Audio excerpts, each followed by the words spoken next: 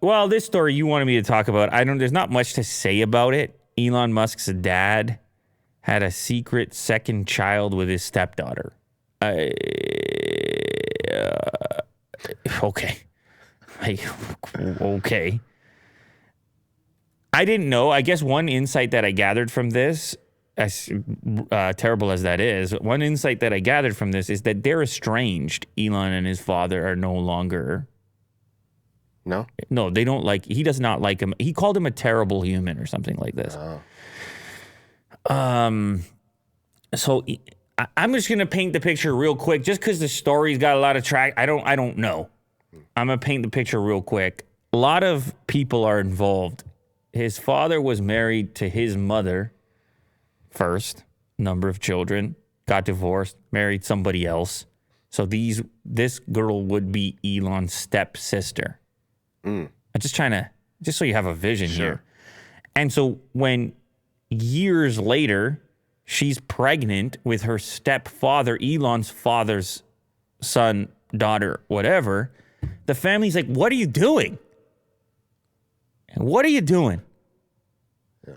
And I guess Elon was at the forefront of what are you doing? Elon's dad claims the pregnancy was unplanned and they're no longer living together, citing the 41-year age gap, 76 and 35.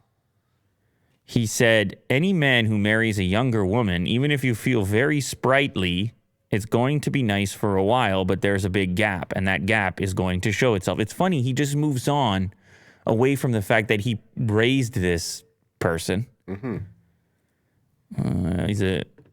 I guess he's forgotten about that portion, or maybe there's even more to it that I don't even want to go into. Yeah, the sinister side of it. Basically, he started helping to raise this person at the age of 4. Uh-huh.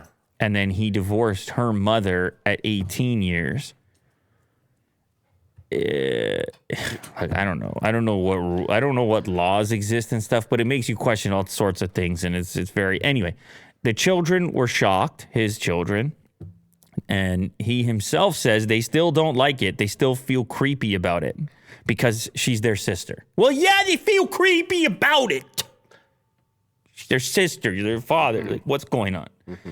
He does verify half sister. Like, I don't. Anyway, Elon has not commented on this latest thing. He's not a fan. He says, what did he describe him as? I want to get this right.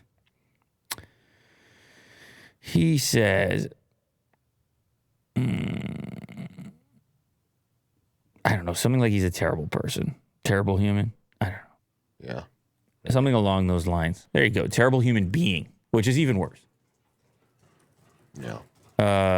They still don't like it. Elon has not publicly made the pair are still estranged, with Elon describing his dad as a terrible human being. I suppose maybe he has multiple reasons for saying something like that. However, Elon himself is doing his part to populate the universe. He's actually got his father beat. He's got 10 offspring at the moment with the recent twins. I don't know if that's a competition. I think it's a competition. It's obviously a competition going on there. Starbucks is going to close some stores citing safety concerns. Imagine that, Will. Danger at the Starbucks stores. Oh, what kind of safety concerns? Well, some of these neighborhoods gone downhill, I guess. Post-COVID, I don't know. Inflation, recession, I don't know what's going, but after careful consideration, we are closing some stores in locations that have experienced a high volume of challenging incidents that make it unsafe to continue to operate. Oh.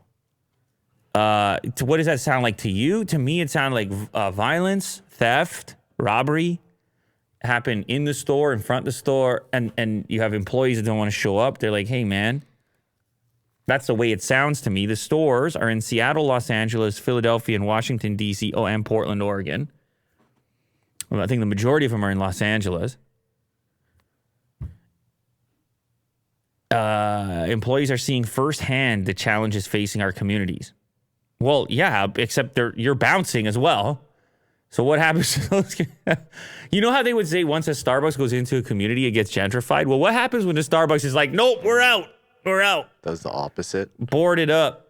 It's a Just pretty chaos. Well, it was a pretty ugly scene when you got the boarded up Starbucks sign. You're like, yeah, Starbucks couldn't put up with it anymore. Maybe a lot of people try to get out. It just goes downhill from there. But I guess they get a lot of incident reports and they start to look at their employees and the well-being and so forth. And by the sounds of it, that's how they make decisions like this. But I thought it was a bit of a strange reason. Normally, they close a store. They go, it's underperforming. We're not doing the right enough business over there. Over here, though, they're saying, no, actually, this is just dangerous Safety. situations. You don't hear that very often.